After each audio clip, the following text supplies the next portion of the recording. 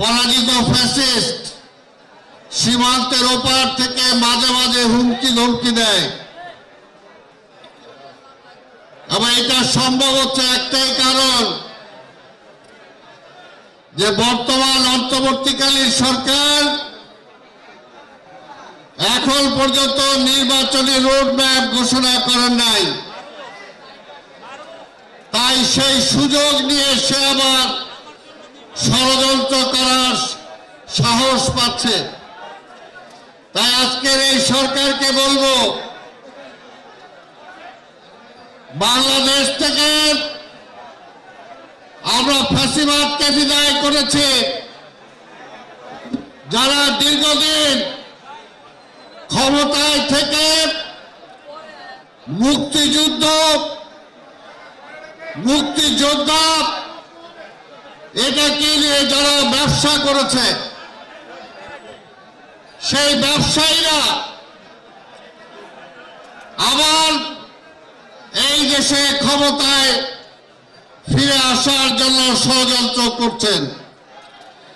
এই দেশকে যদি আপনারা ভালোবাসেন, আজকে মধ্য একটা ছোট কথা বললো, গুরুত্বপূর্ণ কথা বলেছেন যে আওয়ামী লীগ আর বিএনপিকে এক পাল্লায় মাপতে চায় না।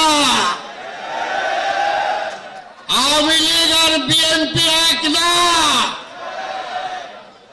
আওয়ামী লীগ হলো আজকে যেমনি বিজয়ের মাসে কথা বলছে, এর আগে আওয়ামী লীগ যখন ক্ষমতায় ছিল তখনও বলেছে আওয়ামী লীগ স্বাধীনতায় কখনো বিশ্বাস করে নাই, মুক্তিযুদ্ধের পক্ষের দল না বলে তারা সেটাকে ব্যবহার করে নিজেরা লাভবান হওয়ার চেষ্টা করেছেন। মুক্তিযুদ্ধের পক্ষের দল যদি হয়ে থাকে তাহলে সেটা হলো স্বাধীনতার ঘোষক শহীদ রাষ্ট্রপতি জিয়া রহমানের গণদল বিএনপি হলো একমাত্র মুক্তিযুদ্ধের দল, যারা এই মুক্তিযুদ্ধের স্বপ্নকে চেতনাকে ধারণ করে এবং বাস্তবায়ন করার চেষ্টা করেছেন। আজকে শেখ হাসিনার পতনে সবচেয়ে বেশি মনে কষ্ট পাইছে ওই যে মোদি নামে একটা ব্যক্তি আছে সীমান্তের ওই পারে, তার সাথে আরো কিছু লোকজন আছে। এছাড়া অন্য কেউ বেশি ব্যথা পায় নাই। তাই ব্যথায় আজকে আশ্রিত সেখানে আশ্রয় দিয়েছেন। তাই আমরা বলতে চাই, আওয়ামী লীগ কখনো এই দেশের জন্য রাজনীতি করে নাই।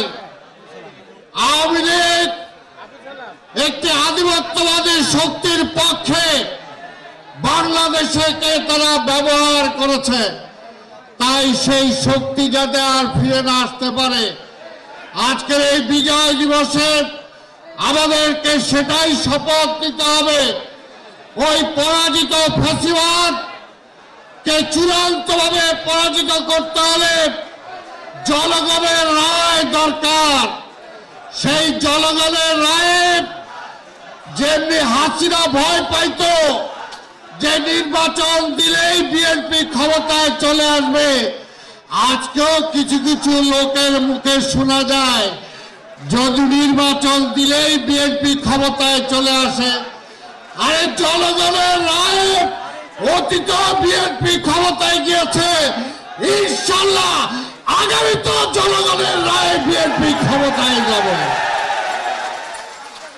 শেষ হয় নাই, যে পর্যন্ত নির্বাচন আদায় করতে না পারবো, যে পর্যন্ত নির্বাচনের রেজাল্ট ঘোষণা না হবে, সেই পর্যন্ত রাজপথে আমাদেরকে থাকতে হবে। এটা পরিষ্কার কথা। কারণ এখনো ষড়যন্ত্র চলছে। এই সরকারকে বলবো, আমরা সরকারে নাই, তারপর আমাদের নেতা তারেক রহমানের নির্দেশে আজকে সারা বাংলাদেশে লক্ষ লক্ষ নেতা কর্মী যারা নির্যাতিত হয়েছিল, কারাগারে গিয়েছিল, হাজার হাজার মামলা নিয়ে এখনো ঘুরে বেড়াচ্ছে। এখনো কিন্তু আমরা আমাদের প্রতিশোধ পরায়ণ হই নাই। এখনো আমাদের বাড়িঘর, অনেকের ব্যবসা ফেরত পায় নাই, অনেকের চাকরি ফেরত পায় নাই, কিন্তু তারপরেও কিন্তু বিএনপি শান্তি বজায় রেখেছে গণতন্ত্রের স্বার্থে। তাই সেই সমস্ত মা বোনদেরকে শ্রদ্ধার সঙ্গে স্মরণ করি। আর যার অনুপ্রেরণায় শহীদ রাষ্ট্রপতি জিয়াউর রহমান সেই তৎকালীন চট্টগ্রাম থেকে স্বাধীনতার ঘোষণা দিয়েছেন, পরবর্তীতে যিনি আজকের এই ভারপ্রাপ্ত চেয়ারম্যান এবং ওনার ছোট ভাই মরহুম আরাফাত রহমান কোকোকে নিয়ে ঘর সামলিয়েছেন। শুধু নয়, সৈন্যদেরকে যখন নির্দেশ দিয়েছেন ওনাকে যেতে বলেন, ওনাকে ওনার কাজ করতে বলেন, আপনারা ওনার নির্দেশ মতো চলেন। যে কথাটি বলে উনি দেশের মহিলাদের মধ্যে প্রথম মুক্তিযোদ্ধা হিসাবে নিজেকে প্রতিষ্ঠা করেছেন সেই নেত্রী, দেশনেত্রী বেগম খালেদা জিয়াকে। কাজেই আজকে 2024-এ দাঁড়িয়ে অনেকে অনেক ধরনের কথা বলেন। কেউ বলেন নতুন বাংলাদেশ, কেউ বলেন নতুন স্বাধীনতা। কিন্তু মনে রাখতে হবে 47 সনে যদি আজকে তৎকালীন স্বাধীনতা না আসতো তাহলে আপনারা 52 পেতেন না। আর 52 যদি না হতো 62 ছাত্র শিক্ষা আন্দোলন হতো না। আর 62 যদি না হতো 69-এর গণ অভ্যুত্থান হতো না। আর সেটি যদি না হয় 70-এর নির্বাচনও হতো না, 71-এর মহান মুক্তিযুদ্ধ হতো কিনা বিরাট বড় প্রশ্নবোধক চিহ্ন থেকে যাবে। এবং তারই ধারাবাহিকতায় 1975-এর পট পরিবর্তনের পরে 75-এর 7ই নভেম্বর যদি দ্বিতীয় স্বাধীনতা বলতে হয়, শহীদ জিয়াকে যখন কারাবন্দী করা হয়েছিল তখন সিপাহী জনতা সেই ষড়যন্ত্র রুখে দেওয়ার জন্য যে মানুষটির উপর আস্থা রেখেছিলেন তিনি হচ্ছেন শহীদ রাষ্ট্রপতি জিয়াউর রহমান, বীরুত্তম স্বাধীনতার ঘোষক। কাজেই মনে রাখতে হবে আজকে তার ধারাবাহিকতায় 90 স্বৈরাচার আত্মসমর্পণ করেছে, কিন্তু 24-এর স্বৈরাচার পালিয়ে গেছে ঠিক লক্ষণ সেনের মতো। কিন্তু এর জন্য আমরা গত 15.5 বছরে বিজয়ের দিনের প্রারম্ভে আজকে শ্রদ্ধার সঙ্গে স্মরণ করি। আমাদের অনেকেই পঙ্গুত্ব বরণ করেছে, শত নয় হাজার হাজার নেতা কর্মী, কেউ চোখ হারিয়েছে, কেউ হাত হারিয়েছে, কেউ পা হারিয়েছে।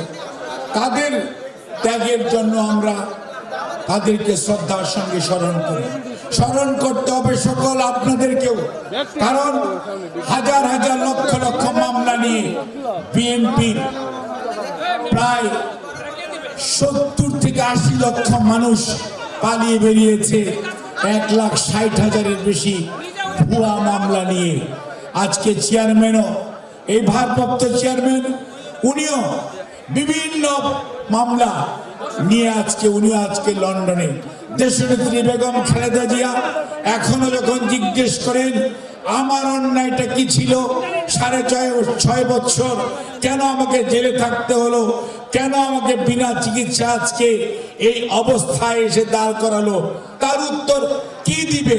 বিগত স্বৈরাচার অথবা আজকে আমাদের কাছেই বাকি প্রশ্নের উত্তর রয়েছে। কাজে মনে রাখতে হবে যে অবস্থায় থেকে যে অবদান রেখেছে প্রত্যেকটি মানুষকে তার সম্মান করতে হবে। কোনো অবস্থাতেই ভাবার কারণ নাই। কেউ বলেন 53 বছরেও নাকি কোনো সংস্কার হয় নাই। তাদের জানার জন্য বলতে চাই, আপনাদের তো অনেকেই গত স্বৈরাচার, পলাতক স্বৈরাচার অনেককেই গুম করেছিল, আমরা তো দেখেছি। আপনাদের জন্য আমরা রাজপথে দাঁড়িয়েছিলাম, বিএনপির নেতা কর্মীরা রাজপথে দাঁড়িয়েছিল।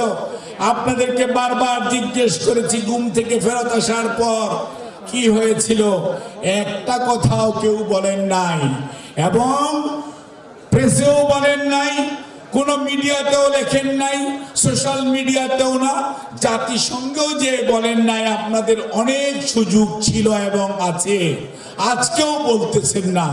কিন্তু যত দোষ সব নন্দ ঘোষ রাজনীতিবিদের উপর চাপিয়ে দেওয়ার চেষ্টা করেন। রাজনীতি যদি না থাকে দেশ থাকবে না। রাজনীতি ছিল দেখেই 47 হয়েছে, 62 হয়েছে, 69 হয়েছে, 71 হয়েছে, 90 হয়েছে, 24 হয়েছে। মনে রাখবেন, বিরাজনীতিকরণ করে বেশি দিন কেউ টিকে থাকতে পারে নাই, আপনারাও পারবেন না। কাজেই কোনো অবস্থাতেই কাউকে দোষারোপ করে নয়। আমাদের চেয়ারম্যান যেমন বলেছেন, আমাদের দলের সকল নেতা কর্মী অন্তর্বর্তীকালীন প্রত্যেক সরকারের প্রতিটি কর্মসূচিকে আমরা সমর্থন করি এবং তাদের সার্থকতা আমরা চাই।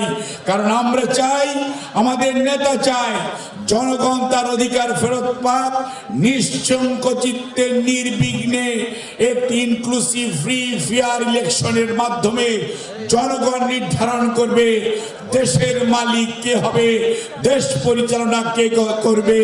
কোনো অবস্থাতেই ভাবার কারণ নেই যে দেশের মালিক অন্য কেউ হবে। ইট অনলি দি পিপলস, অর্থাৎ ব্যক্তি চেয়ে দল বড়, দলের চেয়ে দেশ বড়, আর এই দেশের মালিক এই দেশের জনগণ। কাজেই সিদ্ধান্ত নেওয়ার মালিকও এই জনগণ। তাদেরকে যত দ্রুততম সময়ের মধ্যে তাদেরকে সিদ্ধান্ত দেওয়ার সুযোগ দিবেন, ততই দেশের স্বাধীনতা সার্বভৌমত্ব নিয়ে